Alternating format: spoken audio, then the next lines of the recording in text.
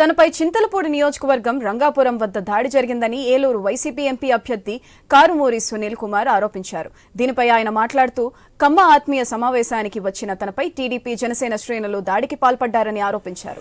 తన వాహనాన్ని ధ్వంసం చేశారని పేర్కొన్నారు. ఓటమి భయంతోనే తమపై దాడులకు పాల్పడుతున్నారని చెప్పారు. అధికారంలో ఉన్నా లేకపోతేనే ఇంతటి అరాచకానికి తెగబడుతున్నారన్నారు.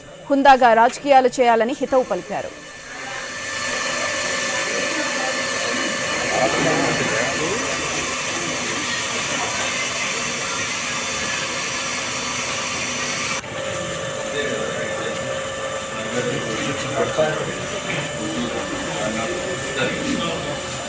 ఇదేనా కాదు ఇప్పించుకోండి.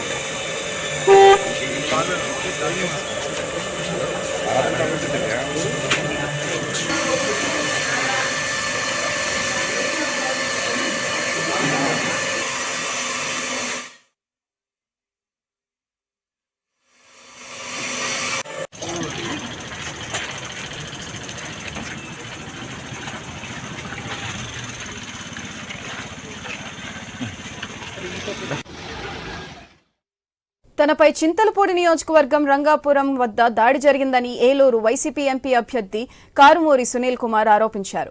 దీనిపై ఆయన మాట్లాడుతూ కమ్మ ఆత్మీయ సమావేశానికి వచ్చిన తనపై టీడీపీ జనసేన శ్రేణులు దాడికి పాల్పడ్డారని ఆరోపించారు.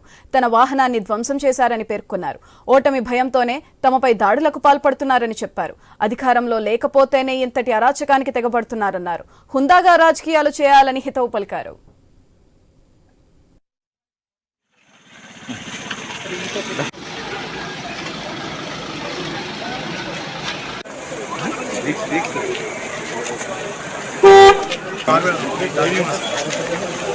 రాత్రి పడుకుంటే సరిగా